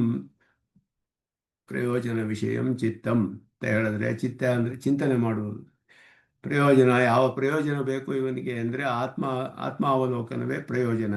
ಆ ಒಂದು ದೃಷ್ಟಿಯಿಂದ ಆತ್ಮನಲ್ಲಿಯೇ ಇವನು ವಿಶೇಷವಾಗಿ ಅದನ್ನು ನಿಯಮಿಸಿದರೆ, ವಿಶೇಷೇಣ ನಿಯತಂ ನಿರತಿಶಯ ಪ್ರಯೋಜನತೆಯ ತತ್ರೈವ ನಿಯತಂ. ಇದೆಲ್ಲ ನಿರತಿಶಯವಾದ ಪ್ರಯೋಜನ ಆತ್ಮಾವಲೋಕನ ಅಂತ ಹೇಳಿ ಆತ್ಮನಲ್ಲಿಯೇ ಮನಸ್ಸನ್ನು ನಿಯಮನಗೊಳಿಸಿದಾಗ ನಿಶ್ಚಲಂ ಅವತಿಷ್ಠತೆ, ಎಲ್ಲಿಯೂ ಚಲಿಸದೆ, ಸ್ವಲ್ಪವೂ ಚಲಿಸದೆ ಆತ್ಮನ ಧ್ಯಾನವನ್ನೇ ಇವನು ಯಾವಾಗ ಮಾಡ್ತಾ ಇರ್ತಾನೋ ತದಾ ಸರ್ವಕಾಮೇಭ್ಯ ನಿಸ್ಪೃಹ ಸನ್, ಬೇರೆ ಎಲ್ಲ ಆಸೆಗಳಿಂದಲೂ ದೂರ ಮಾಡಲ್ಪಟ್ಟವನಾಗಿ, ಯಾವುದರಲ್ಲಿಯೂ ಆಸೆ ಇರೋದಿಲ್ಲ. ಯುಕ್ತ ಇತ್ಯುಚ್ಯತೆ ಯೋಗಾರ್ಹ ಇತ್ಯುಚ್ಯತೆ. ಯುಕ್ತ ಅಂದರೆ ಯೋಗ ಪಡೆದುಕೊಂಡು ಬಿಟ್ಟವನು ಅಂತ ಅರ್ಥವಲ್ಲ, ಯೋಗಕ್ಕೆ ಅರ್ಹನಾಗ್ತಾನೆ ಅನ್ನೋದು ಇಲ್ಲಿ ಅರ್ಥ ಮಾಡಬೇಕು. ಏಕೆಂದರೆ ಪ್ರಕರಣದಲ್ಲಿ ಈ ಶ್ಲೋಕಗಳು ಹೇಳಿರುವ ಪ್ರಕಾರದಲ್ಲಿ ಉಪಕರಣಗಳೆಲ್ಲ ಹೇಳಿ ಆ ಸಮಯದಲ್ಲಿ ಹೇಳ್ತಾ ಇರುವಂತಹದ್ದು. ಅವನಿಗೆ ಯೋಗ ಮಾಡುವಾಗ ಬೇಕಾದ ಉಪಕರಣಗಳ ವಿಷಯ ಹೇಳ್ತಾ ಇರೋದ್ರಿಂದ ಇಲ್ಲಿಯೂ ಅರ್ಹಾವಸ್ಥೆಯೇ ಹೇಳಲ್ಪಟ್ಟಿದೆ ಅನ್ನೋದು ಅರ್ಥ ಮಾಡ್ತಾರೆ. ಪರಿಕರೋಕ್ತಿ ಸಮನಂತರಂ, ಪರಿಕರಗಳನ್ನೆಲ್ಲ ಹೇಳಿ, ಪರಿಕರಗಳು ಅಂದರೆ ಅಂಗಗಳು, ಆಕ್ಸೆಸರೀಸ್ ಎಲ್ಲ ಉಪಕಾರಕಗಳು. ಯೋಗಕ್ಕೆ ಯಾವ್ಯಾವುದೆಲ್ಲ ಉಪಕಾರ ಮಾಡುತ್ತೋ ಅವುಗಳೆಲ್ಲವೂ ಕೂಡ ಅದನ್ನೆಲ್ಲ ಹೇಳಿಬಿಟ್ಟು ನಂತರ ಯೋಗದಶಾಂ ಪ್ರದರ್ಶಯಿತು, ಯೋಗ ದಶೆಯನ್ನು ಮುಂದೆ ಹೇಳಬೇಕೀಗ. ಯೋಗ ದಶೆ ಹೇಗಿರುತ್ತೆ ಅನ್ನೋದು ಹೇಳಲ್ಪಡುತ್ತೆ ಮುಂದೆ. ಅದನ್ನು ತಿಳಿಸುವುದಕ್ಕೆ ಮೊದಲು ತತಪೂರ್ವ ಪ್ರಾಗುಕ್ತ ಏವ ಯೋಗಯೋಗ್ಯ ದಶಾ ಪರಾಮೃಶ್ಯತೆ ಯದಾ ವಿನಿಯತಂ ಇತಿ ಶ್ಲೋಕೇನ. ಯೋಗಕ್ಕೆ ಯೋಗ್ಯವಾದ ದಶೆಯು ಹೇಳಲ್ಪಡುತ್ತೆ, ಹಿಂದೆ ಹೇಳಲ್ಪಟ್ಟದೆ. ಯೋಗದ ಒಂದು ಸಿದ್ಧಿ ಏನಾಗುತ್ತೆ, ಹೇಗಿರುತ್ತೆ ಯೋಗ ದಶೆ ಅನ್ನೋದನ್ನು ಹೇಳಕ್ಕೆ ಮೊದಲು ಅದರ ಹಿಂದೆ ಹೇಳಿದ ಯೋಗಕ್ಕೆ ಯೋಗ್ಯವಾದ ದಶೆ, ಅದಾದ ಮೇಲೆ ಯೋಗ ದಶೆ. ಆ ರೀತಿ ಅದುವೇ ಮತ್ತೆ ಇಲ್ಲಿ ಹೇಳಲ್ಪಟ್ಟಿದೆ. ಆತ್ಮನ್ಯೇವ ಇತಿ ಏವಕಾರ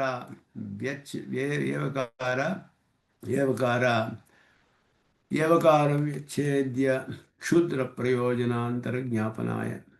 ಏವಕಾರ ಅವಚ್ಛೇದ್ಯ ಇರಬೇಕು. ಏವಕಾರದಿಂದ ಕ್ಷುದ್ರವಾದ ಪ್ರಯೋಜನಗಳೆಲ್ಲ ಬೇರೆ ಮಾಡಿ ಅಂತ ಅರ್ಥ. ಆತ್ಮನಿಯೇವ ಅನ್ನೋದ್ರಿಂದ ಏವಕಾರವೇ ಅಂತ ತಿಳಿಸುತ್ತೆ ಅಂದರೆ ಬೇರೆ ಕ್ಷುದ್ರ ಪ್ರಯೋಜನಗಳನ್ನೆಲ್ಲ ಬಿಟ್ಟು ಅಂತ ಅರ್ಥ.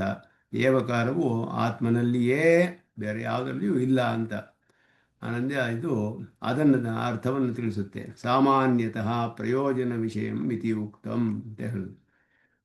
ಸಾಮಾನ್ಯವಾಗಿ ಪ್ರಯೋಜನ ವಿಷಯ ಅಂತ ಹೇಳುದು. ಪ್ರಯೋಜನ ವಿಷಯದಲ್ಲಿ ಆತ್ಮನಿಯೇವ ಅಂತ ಹೇಳಿದ್ರೆ, ಏವ ಅನುಕಾರದಿಂದ ಏನು ಅಂತ ಹೇಳಿದ್ರೆ, ಕ್ಷುದ್ರವಾದ ಪ್ರಯೋಜನಗಳಲ್ಲಿ ಇವನ ಮನಸ್ಸು ಹೋಗಬಾರದು.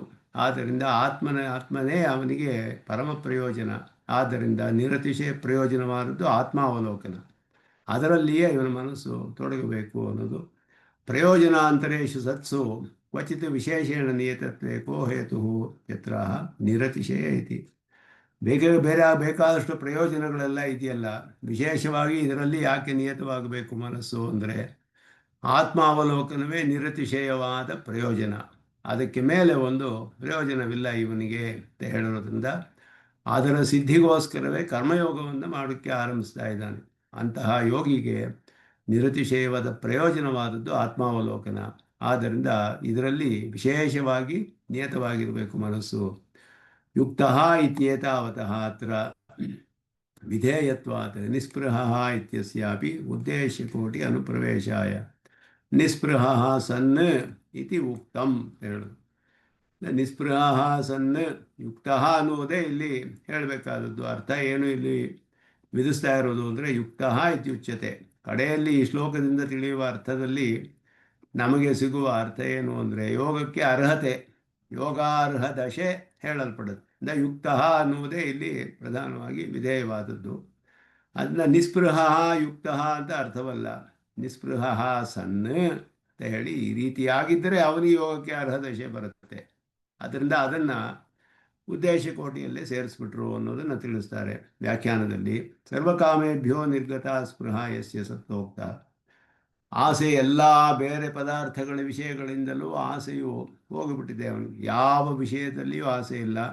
ಆತ್ಮನೊಂದರಲ್ಲಿಯೇ ಅವನಿಗೆ ಮನಸ್ಸು ನಿಶ್ಚಲವಾಗಿ ಸ್ಥಿತವಾಗಿರುವಂಥ ಅವಸ್ಥೆ, ಅದು ನಿಸ್ಪೃಹ ಅನ್ನುವ ಶಬ್ದದಿಂದ ಹೇಳಿದೆ. ಸರ್ವಕಾಮೇಶು ನಿಸ್ಪೃಹ ಇತ್ಯರ್ಥ ಅಂತ ಹೇಳಿದ್ರು. ಸರ್ವಕಾಮೇಶು ನಿಸ್ಪೃಹ, ಯಾವುದರಲ್ಲಿಯೂ ಅವನಿಗೆ ಮನಸ್ಸು ಆಸೆ ಇರೋದಿಲ್ಲ, ಆತ್ಮನಲ್ಲಿಯೇ ಇರುತ್ತೆ ಮನಸ್ಸು ಅಂತ ಹೇಳಿ ಆ ದಶೆಯು ಹೇಳಲ್ಪಡುತ್ತೆ ಅನ್ನೋದನ್ನು ಹೇಳಿದ್ರು.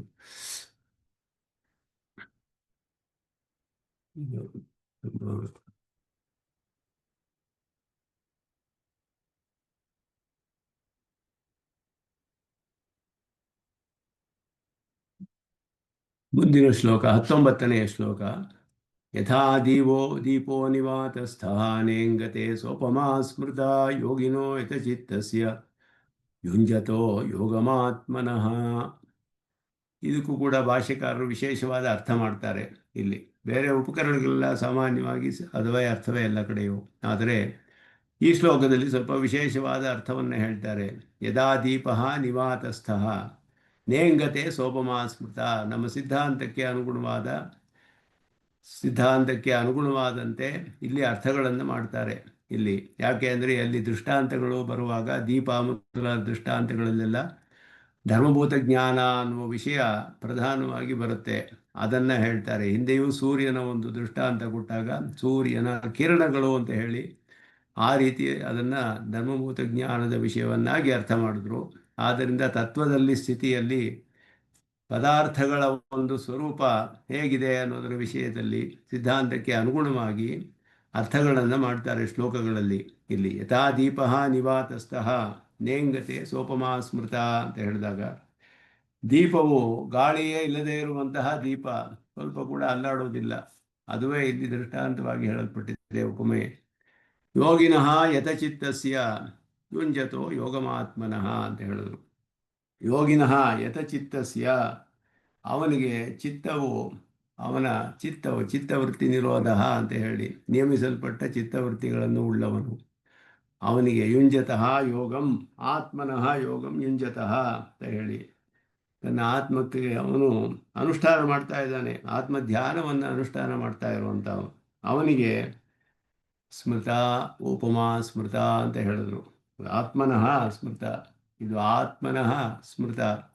ಉಪಮಾ ಆತ್ಮನಃ ಸ್ಮೃತ ಅಂತ ವ್ಯಾಖ್ಯಾನ. ಆತ್ಮಕ್ಕೆ ಹೇಳಲ್ಪಟ್ಟಿದೆ ಉಪಮೆಯು ಅಂತ ಹೇಳಿದ್ರು. ದೀಪಕ್ಕೆ ಗಾಳಿ ಇಲ್ಲದೆ ಇರೋ ಕಡೆ ಹೇಗೆ ದೀಪವು ಕೆಲಸದೇ ಇರುತ್ತೋ ಆ ರೀತಿ ಅಂತ ಅರ್ಥ ಮಾಡಿದ್ರು. ಆ ದೀಪಕ್ಕೆ ಇವಾಗ ಆತ್ಮನಿಗೆ ಹೇಳಬೇಕೆ, ಆತ್ಮನ ಪ್ರಕಾಶಕ್ಕೆ ಹೇಳಬೇಕೆ, ಧರ್ಮಭೂತ ಜ್ಞಾನಕ್ಕೆ ಹೇಗೆ ಹೇಳಬೇಕು ಅನ್ನೋದು ಇಲ್ಲಿ ಒಂದು ಮುಖ್ಯವಾದ ವಿಷಯ. ಸಿದ್ಧಾಂತಕ್ಕೆ ಅನುಗುಣವಾಗಿ ಹೇಳಬೇಕು. ನಿವಾತಸ್ಥಃ ದೀಪ ಯಥಾ ನೇಂಗತೆ ನ ಚಲತಿ. ದೀಪವು ಸ್ವಲ್ಪ ಕೂಡ ಅಲ್ಲಾಡೋದಿಲ್ಲ, ಗಾಳಿಯೇ ಇಲ್ಲದೆ ಹೋದರೆ ನಿಶ್ಚಲವಾಗಿರುತ್ತೆ ದೀಪ. ಅಚಲಃ ಸಪ್ರಭಃ ತಿಷ್ಠತಿ. ಇದು ಮುಖ್ಯವಾದ ವ್ಯಾಖ್ಯಾನ. ಇಲ್ಲಿ ಭಾಷಿಕಾರರು ಹೇಳೋದು ತತ್ವಸ್ಥಿತಿಗೆ ಅನುಗುಣವಾಗಿ ಅಚಲಃ ಸಪ್ರಭ ತಿಷ್ಠತಿ ಅಂತ ಹೇಳಿದ್ರು. ಪ್ರಭೆಯೊಡನೆ ಅಚಲವಾಗಿರುತ್ತೆ ಅಂತ ಅರ್ಥ. ದೀಪದಲ್ಲಿ ಜೊತೆ ಎರಡು ವಿಷಯಗಳಿದೆ ಅಲ್ಲಿ.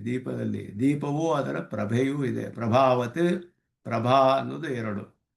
ಪ್ರಭಾವತಿ ಅನ್ನೋದು ದೀಪ, ಪ್ರಭೆ ಅನ್ನೋದು ಅದರ ಪ್ರಕಾಶ. ಎರಡು ವಿಷಯಗಳಿದೆ ಅಲ್ಲಿ. ಸೂರ್ಯನ ಕಿರಣಗಳಿರೋ ಹಾಗೆಯೇ ಆತ್ಮನಲ್ಲಿಯೂ, ಆತ್ಮನು ಅವನ ಧರ್ಮಭೂತ ಜ್ಞಾನವೂ ಎರಡು ವಿಷಯಗಳಿದೆ. ಆದ್ದರಿಂದ ಇಲ್ಲಿ ಉಪಮೇಯು ಹೇಗೆ ಹೇಳಬೇಕು, ಯಾವ ವಿಷಯದಲ್ಲಿ, ಇದೆಲ್ಲವನ್ನು ಕೂಡ ತತ್ವಸ್ಥಿತಿಗೆ ಅನುಗುಣವಾಗಿ ಅರ್ಥ ಮಾಡಬೇಕು. ಆದ್ದರಿಂದ ಇಲ್ಲಿ ಹೇಳಿದ್ರು ಅಚಲಃ ತಿಷ್ಠತಿ ದೀಪಃ ಅಂತ ಹೇಳಿದ್ರೆ ದೀಪದ ಸ್ವರೂಪವನ್ನು ಹೇಳ್ತಿದ್ಯೋ, ಅದರ ಪ್ರಕಾಶವನ್ನು ಹೇಳ್ತಿದ್ಯೋ, ಅದು ಪ್ರಕಾಶದೊಡನೆ ಇರುವ ದೀಪ ಅಂತ ಅರ್ಥ ಮಾಡಬೇಕು. ಸಪ್ರಭಃ ತಿಷ್ಠತಿ ಅಂತ ಹೇಳಿ ಪ್ರಕಾಶದೊಡನೆ ದೀಪವು ಅಚಲವಾಗಿ ಇರುತ್ತೆ. ಯಥಚಿತ್ತಸ್ಯ ನಿವೃತ್ತ ಸಕಲೇತರ ಮನೋವೃತ್ತೇ ಯೋಗಿನಃ, ಚಿತ್ತವೃತ್ತಿಯನ್ನೆಲ್ಲ ನಿರೋಧ ಮಾಡಿದ್ದಾನೆ ಅವನು. ಎಲ್ಲ ಬೇರೆ ಯಾವ ಒಂದು ವ್ಯಾಪಾರದಲ್ಲಿಯೂ ಎಲ್ಲಿಯೂ ಹೋಗೋದಿಲ್ಲ ಅವನ ಮನಸ್ಸು. ಹಾಗೆ ಇರುವಂತಹ ಯೋಗಿಗೆ ಆತ್ಮನಿಯೋಗಂ ಯುಂಜತಃ ಆತ್ಮಸ್ವರೂಪಸ್ಯ ಸಹ ಉಪಮಾ. ಆತ್ಮನಿಯೋಗಂ ಯುಂಜತಃ, ಆತ್ಮಸ್ವರೂಪಕ್ಕೆ ಉಪಮೆಯು ಹೇಳಲ್ಪಟ್ಟಿದೆ. ಪ್ರಕಾಶದೊಡನೆ ಇರುವ ದೀಪ ಹೇಗೆ ಚಲಿಸಲ್ವೋ ಹಾಗೆ ಅಂತ ಅರ್ಥ. ನಿವಾತಸ್ಥತೆಯ ನಿಶ್ಚಲ ಸಪ್ರಭ ದೀಪವತ್, ಎಲ್ಲ ಕಡೆಯೂ ಇದನ್ನು ಸಪ್ರಭ ಅನ್ನೋದು ಸೇರಿಸ್ತಾರೆ ಭಾಷೆಕಾರರು ಇಲ್ಲಿ. ಇದು ನಮ್ಮ ಸಿದ್ಧಾಂತಕ್ಕೆ ಅನುಗುಣವಾಗಿ ಇಲ್ಲದೆ ಹೋದರೆ ನಿರ್ವಿಶೇಷವಾದ ಆತ್ಮನಂತೆ ಆಗಿಬಿಡುತ್ತೆ. ಹಾಗಾಗೋದಿಲ್ಲ.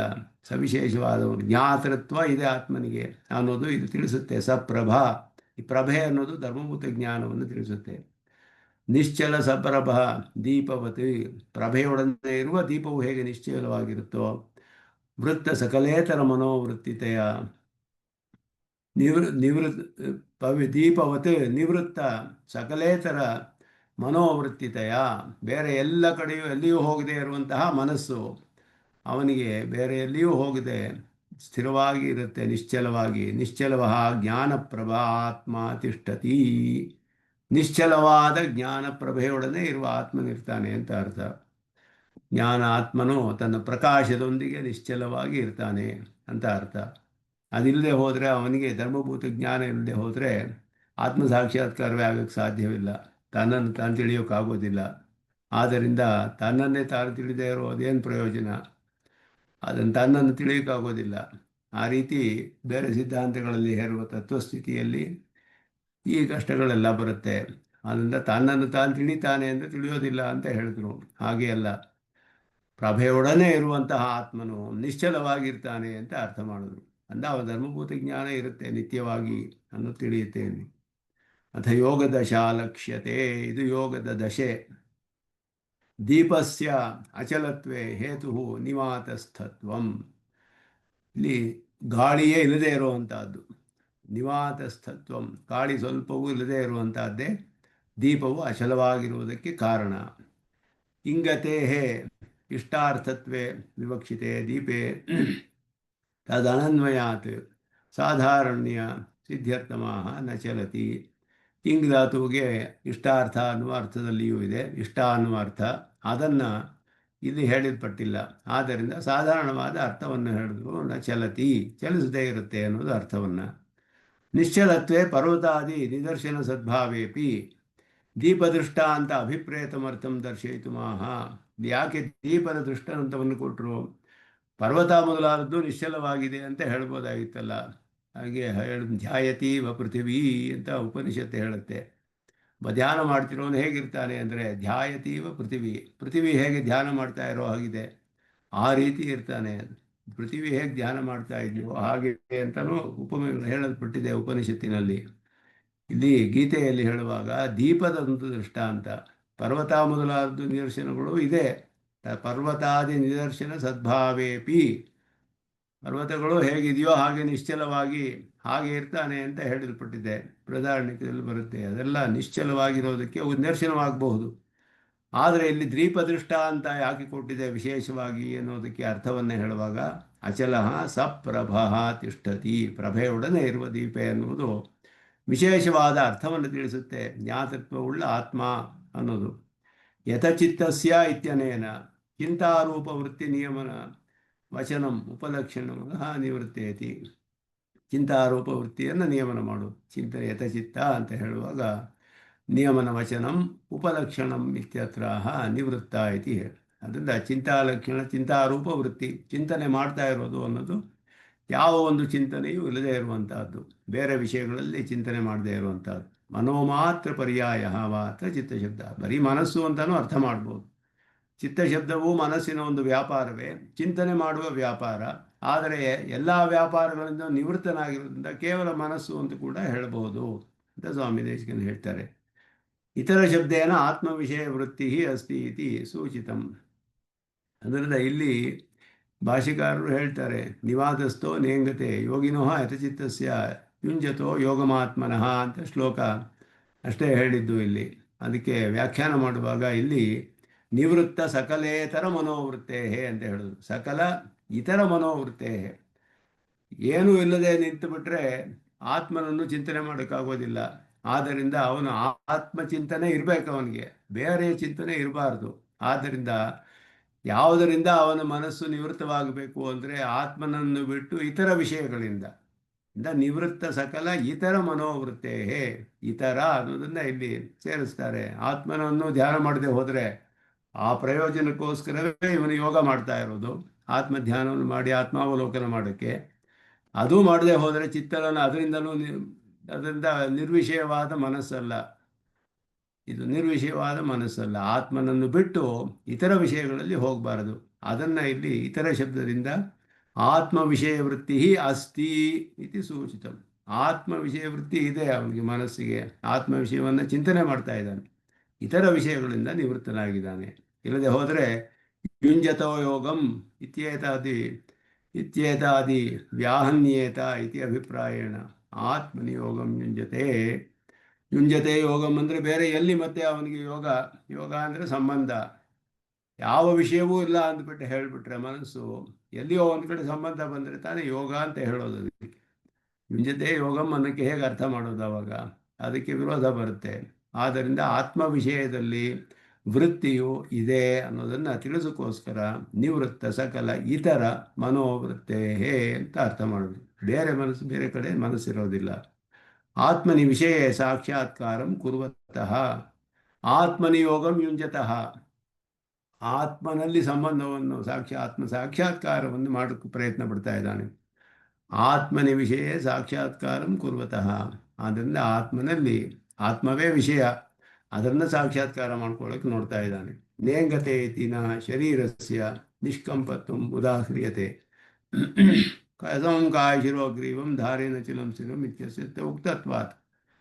ಇಲ್ಲಿ ಯಥಾ ದೀಪೋ ನಿವಾದಸ್ಥಃ ನೇಂಗತೆ ಅಂತ ಹೇಳಿದಾಗ ಅಲ್ಲಾಡೋದಿಲ್ಲ, ಚಲನಾಗಿರ್ತಾನೆ ಅಂದರೆ ಇವನು ದೇಹವನ್ನು ಹೇಳ್ತಿದೆಯೋ ಮನಸ್ಸನ್ನು ಹೇಳ್ತಿದೆಯೋ ಅಂತ ಹೇಳಲಿಲ್ಲ ಶ್ರುತಿ. ಇಲ್ಲಿ ಶ್ಲೋಕದಲ್ಲಿ ನೇಂಗತೆ ದೀಪವಿರೋ ಹಾಗೆ ಇವನು ಅಚಲವಾಗಿರ್ತಾನೆ ಅಂತ ಹೇಳಿದ್ರೆ ಇವನು ಅಚಲವಾಗಿ ಕುಳಿತಿರ್ತಾನೆ ಅಂತ ಅರ್ಥವೇ, ಅವನ ಮನಸ್ಸು ಅಚಲವಾಗಿರುತ್ತೆ ಅನ್ನೋದು ಅರ್ಥವೇ. ಆದ್ದರಿಂದ ಇಲ್ಲಿ ಹೇಳಿದ್ರು ದೇಹದ ವಿಷಯ ಮೊದಲೇ ಹೇಳಾಯಿತು. ಸಮಂ ಕಾಯಶಿರೋ ಗ್ರೀವಂ ಧಾರೆಯನ್ನ ಚಲಂ ಸ್ಥಿರಂ ಮೊದಲ ಶ್ಲೋಕದಲ್ಲಿ ದೇಹದ ಒಂದು ಅಚಲತ್ವ ಮುಂದೆ ಹೇಳಾಗಿದೆ. ಆದ್ದರಿಂದ ಧ್ಯಾನ ದಶಾ ಸಾಧಾರಣತ್ವೇನ ಸಮಾಧಿ ದಶಾ ವಿಶೇಷಕತ್ವ ಅನುಪಪತ್ತೇಶ್ಚ.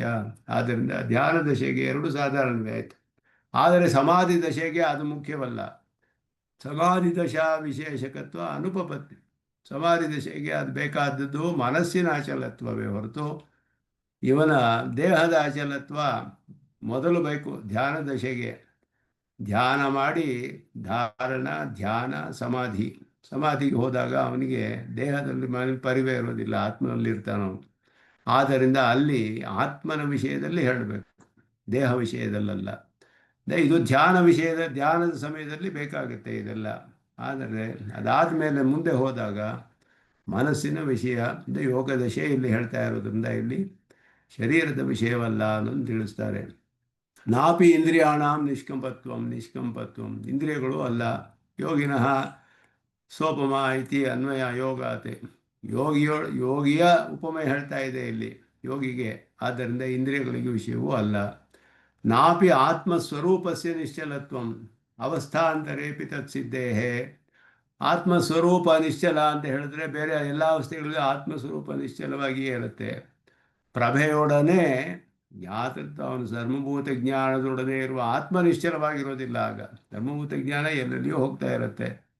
ಆತ್ಮಸ್ವರೂಪ ಬೇರೆ ದಶೆಗಳಲ್ಲಿಯೂ ನಿಶ್ಚಲವಾಗಿಯೇ ಇದೆ. ಸ್ವಾಮಿ ದೇಶಿಕನ್ ಬಹಳ ಅದ್ಭುತವಾಗಿ ಅರ್ಥ ಮಾಡ್ತಾರೆ. ಭಾಷಿಕಾರರು ಹೇಳಿರೋ ಅರ್ಥ ಹೇಗೆ ಸಪ್ರಭವಾದ ಆತ್ಮ ಇಲ್ಲಿ ಹೇಳಲ್ಪಟ್ಟಿರೋದು ಅನ್ನೋದು ನಿಶ್ಚಲವಾದ ಒಂದು ದೀಪ ಅಂತ ಹೇಳಿರುವಾಗ ಇಲ್ಲಿ ಹೇಳ್ತಾ ಇರೋದು ನಿವಾತಸ್ಥತೆಯ ನಿಶ್ಚಲ ಸಪ್ರಭ ದೀಪವತ್. ಅಲ್ಲಿ ಸಪ್ರಭವಾದ ದೀಪದಂತೆ ಇಲ್ಲಿಯೂ ಕೂಡ ಆತ್ಮನ ಜ್ಞಾನಪ್ರಭೆಯೊಡನೆ ಇರುವ ಆತ್ಮ ಅಂತಾನೆ ಅರ್ಥ ಮಾಡಬೇಕು. ಬರೀ ಆತ್ಮಸ್ವರೂಪವಲ್ಲ, ದೀಪ ಅಂತ ಹೇಳಿದ್ರೆ ಆತ್ಮಸ್ವರೂಪ ಅಂತ ಅರ್ಥವಲ್ಲ ಅನ್ನೋದನ್ನು ಇಲ್ಲಿ ತೋರಿಸ್ತಾರೆ ಅದ್ಭುತವಾಗಿ. ಇಲ್ಲಿ ಹೇಗೆ ಇಂದ್ರಿಯಗಳೂ ಅಲ್ಲ, ಇದು ಅಲ್ಲ, ದೇಹದ ವಿಷಯವಲ್ಲ, ಇಂದ್ರಿಯಗಳ ವಿಷಯವಲ್ಲ, ಆತ್ಮಸ್ವರೂಪವು ಅಲ್ಲ, ಜ್ಞಾತೃತ್ವದೊಡನೆ ಇರುವ ಆತ್ಮಸ್ವರೂಪ, ಪ್ರಭೆಯೊಡನೆ ಇರುವ ಆತ್ಮಸ್ವರೂಪ ಅಂತ ಅರ್ಥ ಮಾಡೋದು. ಅತಃ ಸ್ವಯಂ ಪ್ರಕಾಶ ಜ್ಞಾನಪ್ರಭಾ ನಿರಸ್ತ ಸಮಸ್ತ ವೃತ್ತಿಯಂತರ ಪರಿಶುದ್ಧ ಆತ್ಮಸ್ವರೂಪ ಪ್ರದರ್ಶನಾರ್ಥ ಎಂ ದೃಷ್ಟಾಂತಹ ಸ್ಪಷ್ಟಪಡಿಸ್ತಾರೆ ಸ್ವಾಮಿ ದೇಶಿಕನ್. ಸ್ವಯಂ ಪ್ರಕಾಶ ಜ್ಞಾನಪ್ರಭಾ ನಿರಸ್ತ ಸಮಸ್ತ ವೃತ್ತಿಯಂತರ, ಸ್ವಯಂ ಪ್ರಕಾಶವಾದ ಜ್ಞಾನಪ್ರಭೆ ಏನಿ ಧರ್ಮಭೂತ ಜ್ಞಾನವಾದದ್ದು ಸ್ವಯಂ ಪ್ರಕಾಶ, ಅದು ಸ್ವಯಂ ಪ್ರಕಾಶ, ಆತ್ಮಸ್ವರೂಪವು ಸ್ವಯಂ ಪ್ರಕಾಶ. ಆದರೆ ಧರ್ಮಭೂತ ಜ್ಞಾನವು ಬೇರೆ ವಿಷಯಗಳನ್ನು ಆತ್ಮನಿಗೆ ತೋರಿಸುತ್ತೆ, ತನ್ನನ್ನು ತಾನು ತೋರಿಸ್ಕೊಳ್ಳುತ್ತೆ, ತಾನು ತಿಳಿಯೋದಿಲ್ಲ, ಪ್ರತ್ಯಕ್ತ್ವ ಇಲ್ಲ. ಧರ್ಮಭೂತ ಜ್ಞಾನಕ್ಕೆ ಸ್ವರೂಪಕ್ಕೆ ಪ್ರತ್ಯಕ್ತ್ವವಿದೆ, ಅದು ಸ್ವಯಂ ಪ್ರಕಾಶ ಅಂದರೆ ಪ್ರತ್ಯಕ್ತ್ವ. ಅದರಿಂದ ಇದು ಕೂಡ ಸ್ವಯಂ ಪ್ರಕಾಶವಾದ ಜ್ಞಾನಪ್ರಭಾ. ಅದರಿಂದ ನಿರಸ್ತ ಸಮಸ್ತ ವೃತ್ತಿಯಂತರ, ಬೇರೆ ವೃತ್ತಿಗಳನ್ನೆಲ್ಲ ಅದರಿಂದ ಹಿಂತಿರುಗಿಸಿಕೊಂಡು ಪರಿಶುದ್ಧ ಆತ್ಮಸ್ವರೂಪ ಪ್ರದರ್ಶನಾರ್ಥ, ಸ್ವಯಂ ಪ್ರಭೊಡನೆ ಇರುವ ಆತ್ಮಸ್ವರೂಪ, ಆ ಜ್ಞಾನವು ಅವನಿಗೆ ಆತ್ಮನಲ್ಲಿಯೇ ಇರುತ್ತೆ ಅನ್ನೋದು ತಿಳಿಯುತ್ತೆ. ಆ ಒಂದು ದೃಷ್ಟಾಂತವನ್ನು ಹೇಳುವುದಕ್ಕೆ ಯೋಗಿನಃ ಯುಕ್ತೇಪಿ ಪುನರಪಿ ಆತ್ಮನಃ ಇತ್ಯುಕ್ತಮ ಅಭಿಪ್ರಾಯಣ ಆತ್ಮಸ್ವರೂಪಸ್ಯ ಸೋಪಮ ಸಪ್ರಭಾ ಜ್ಞಾನಪ್ರಭ ಆತ್ಮ ತಿಷ್ಠತಿ ಅನ್ನೋದನ್ನು ಹೇಳಿದ್ರು. ಆತ್ಮಸ್ವರೂಪ ಅಂದರೆ ಕೇವಲ ಸ್ವರೂಪವಲ್ಲ, ಪ್ರಭೆಯೊಡನೆ ಇರುವ ಸ್ವರೂಪ, ಸ್ವಯಂ ಪ್ರಕಾಶವಾದ ಜ್ಞಾತೃತ್ವ, ಧರ್ಮಭೂತ ಜ್ಞಾನದೊಡನೆ ಇರುವ ಆತ್ಮನನ್ನೇ ಹೇಳಿದೆ. ಯೋಗಿನಃ ಆತ್ಮನಃ ಇತಿ ವ್ಯಧಿಕರಣೆ ಷಷ್ಠ್ಯವು. ಯೋಗಿನಃ ಅದು ಎರಡು ಬೇರೆ ಬೇರೆ, ಒಂದಕ್ಕೆ ಸಮಾನಾಧಿಕರಣಿ ಅಲ್ಲ ಅನ್ನೋದನ್ನ ಅರ್ಥ ಮಾಡ್ತಾರೆ. ಸೋಪಮಾ ಇತ್ಯತ್ರ ಉಪಮಾ ಶಬ್ದ, ಇಲ್ಲಿ ಕೆಲವು ಒಂದು ಸಂದೇಹವನ್ನು ಹಾಕ್ತಾರೆ. ಉಪಮಾ ಇತ್ಯತ್ರ ಉಪಮಾ ಶಬ್ದ ಉಪಮಿತಿ ಪರೋವ ದೃಷ್ಟಾಂತ ಪರೋವ ಉಭಯದಾಪಿ ನ ಸಂಭವತಿ ಯಥಾ ಇತಿ ನಿರ್ದಿಷ್ಟ ಪ್ರಕಾರ ಪರಾಮರ್ಶಿತ್ವಾತ್ ಅತ್ರ ತಚ್ಛಬ್ದಸ್ಯ ಉಪಮಾ ಶಬ್ದ ಸಮಾನಾಧಿಕರಣ್ಯತ್ವಾತ್ ಸಪ್ರಭಾ ತಿಷ್ಠತಿ ಇತಿ ಅಥ ಕಥಂ ದಾಷ್ಟಾಂತಿಕೆ ನಿರ್ವಾಹ. ಇದೆಲ್ಲ ಪ್ರಶ್ನೆಗಳನ್ನು ಹಾಕ್ತಾರೆ. ಅಯೋಗಿನಾಮಪಿ ಆತ್ಮಸ್ವರೂಪಸ್ಯ ಚಲತ್ವ ಪ್ರತೀತಿ ಅಭಾವಾತ್ ಕಿಮರ್ಥಂ ನ ನಿಶ್ಚಲತ್ವೋಪದೇಶ ಎಲ್ಲ ಹೇಳಿದಾಗ ನಿವಾತಸ್ಥತೆಯ ಅನ್ನೋದಕ್ಕೆಲ್ಲ ಪರಿಹಾರ. ಗಾಳಿ ಇಲ್ಲದೆ ಇರುವಾಗ ಹೇಗೆ ಇರುತ್ತೋ ಅನ್ನೋ ಹಾಗೆ ಅದಕ್ಕೆ ಇಲ್ಲಿ ಉಪಮಾ ಅನ್ನೋದು ಉಪಮೆಯಿಂದ ತಿಳಿಯುವ ಜ್ಞಾನ ಉಪಮಿತಿ ಅಂತ ಹೇಳಿಬಿಟ್ಟು, ಉಪಮಿತಿ ಅಂತ ಹೇಳಿದ್ರೆ ಉಪಮೆಯಿಂದ ಬರುವಂತಹ ಜ್ಞಾನ ನಮಗೆ ಅರ್ಥ ಮಾಡಬೇಕು, ದೃಷ್ಟಾಂತವಾಗಿ ತೆಗೆದುಕೊಳ್ಬೇಕು. ಎರಡು ವಿಧವಾಗಿಯೂ ಆಗೋದಕ್ಕೆ ಸಾಧ್ಯವಿಲ್ಲ. ಯಾಕೆ ಅಂದರೆ ಯಥಾ ಅಂತ ಹೇಳಲ್ಪಟ್ಟಿದೆ. ಆದ್ದರಿಂದ ಏನು ಇದು ಹೇಗೆ ಅರ್ಥ ಮಾಡಬೇಕು? ಸಮಾನಾಧಿಕರಣ್ಯವಿದೆ, ಸೋಪಮಾ ಸ್ಮೃತ ಅಂತ ಹೇಳಿ ಇದೆಲ್ಲ ಇರುವಾಗ ಹೇಗೆ ನಿರ್ವಾಹ ಮಾಡೋದು? ಸಪ್ರಭಃ ತಿಷ್ಠತಿ ಅಂತ ಹೇಗೆ ದಾಷ್ಟಾಂತಿಕದಲ್ಲಿ ನಿರ್ವಾಹಕ ಅಂತ ಹೇಳಿ, ದೀಪೆಯ ಪ್ರಭದೊಡನೆ ಅಂತ ಹೇಳಿರುವಾಗ ಆತ್ಮದ ವಿಷಯದಲ್ಲಿ ಹೇಗೆ ಅನ್ವಯ ಮಾಡ್ತೀರಾ? ಪ್ರಶ್ನೆ ಎಲ್ಲ ಬರುತ್ತೆ ಇಲ್ಲಿ. ಅದಕ್ಕೆ ಇಲ್ಲಿ ಉತ್ತರ ಕೊಡ್ತಾರೆ. ಉಪಮೇತಿ ದೃಷ್ಟಾಂತಗತಂ ಸಾಧರ್ಮ್ಯ ಮತ ನಿರ್ದಿಶ್ಯತೆ ಸಮಾನ ಧರ್ಮಕತ್ವ. ದೃಷ್ಟಾಂತದಲ್ಲಿ ಇರುವ ದೀಪಕ್ಕೆ ಪ್ರಭೆಯೊಡನೆ ಇರುವ ದೀಪ, ಪ್ರಭೆಯೇ ಬೇರೆ, ದೀಪವೇ ಬೇರೆ, ಆದರೆ ಎರಡು ಅಪೃಥಕ್ ಸಿದ್ಧವಾಗಿದೆ. ಪ್ರಭೆಯು ದೀಪಕ್ಕೆ ವಿಶೇಷಣ, ಅಪೃಥಕ್ ಸಿದ್ಧವಾದ ವಿಶೇಷಣ. ಆ ಪ್ರಭೆಯು ಹೇಗೆ ಪ್ರಭೆಯೊಡನೆ ಇರುವ ದೀಪ ನಿಶ್ಚಲವಾಗಿರುತ್ತೋ ಹಾಗೆ ಪ್ರಭೆಯೊಡನೆ ಸ್ವಯಂ ಪ್ರಕಾಶವಾದ ಜ್ಞಾನದ ಪ್ರಭೆಯೊಡನೆ ಇರುವ ಆತ್ಮನು ನಿಶ್ಚಲವಾಗಿರ್ತಾನೆ ಅಂತ ಹೇಳಿದ್ರೆ ಅವನ ಜ್ಞಾನವು ಬೇರೆ ಎಲ್ಲಿಯೂ ಹೋಗೋದಿಲ್ಲ, ಆತ್ಮನಲ್ಲಿಯೇ ಸ್ಥಿರವಾಗಿರುತ್ತೆ ಅನ್ನೋದು ಅರ್ಥ ಮಾಡೋದು. ತಸ್ಮಾತ್ ಯಥಾ ಇತ್ಯನೇನ ಸೋಪಮಾ ಇತ್ಯನ್ಯ ಅನ್ವಯ. ಪ್ರಭಾಯಾಶ್ಚ ಪ್ರತಿಧರ್ಮ ಅತ್ರ ಜ್ಞಾನ. ಪ್ರಭೆಗೆ ಪ್ರತಿಯಾದದ್ದು ಆತ್ಮನ ವಿಷಯದಲ್ಲಿ ಜ್ಞಾನ. ಜ್ಞಾನ ಅಂದರೆ ಧರ್ಮಭೂತ ಜ್ಞಾನವೇ, ಸ್ವರೂಪ ಜ್ಞಾನವಲ್ಲ. ಆದ್ದರಿಂದ ಉಪಮೇಯ ಕೊಟ್ಟಿರುವ ದೃಷ್ಟಾಂತದಲ್ಲಿ ದೀಪದ ದೃಷ್ಟಾಂತ, ದಾಷ್ಟಾಂತಿಕ ಆತ್ಮ. ದೀಪಕ್ಕೆ ಹೇಗೆ ಪ್ರಭೆ ಇದೆಯೋ ಹಾಗೆ ಆತ್ಮನಿಗೆ ಜ್ಞಾನವಿದೆ. ಇದು ಕೂಡ ಎರಡೂ ನಿಶ್ಚಲವಾಗಿರುತ್ತೆ ಗಾಳಿಯಲ್ಲದೆ ಇರುವಾಗ.